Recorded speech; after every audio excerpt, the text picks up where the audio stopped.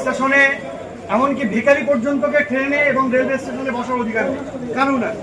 কিন্তু দীর্ঘদিন 50 বছর 60 বছর যাবৎ মগরাহাট স্টেশন তথা পশ্চিমবাংলায় মানুষ করে খাচ্ছে। গরিব মানুষ আছে, তারা রোজ মার্রার ডাল আর রুটির জন্য তারা লড়াই করছে। এর কামে কি? এর কামে এই সমস্ত জব নেই, জবলেস।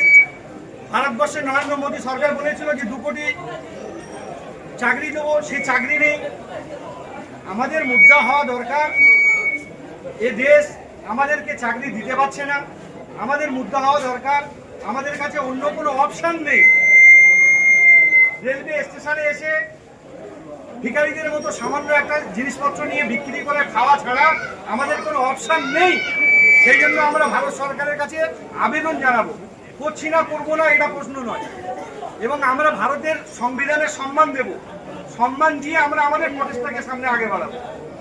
4 কড়া 5 কড়া এইসবগুলো সব যা আছে নিজেদের মধ্যে ওটা পরবর্তীতে বসে মিউচুয়াল আমরা করে নেবো।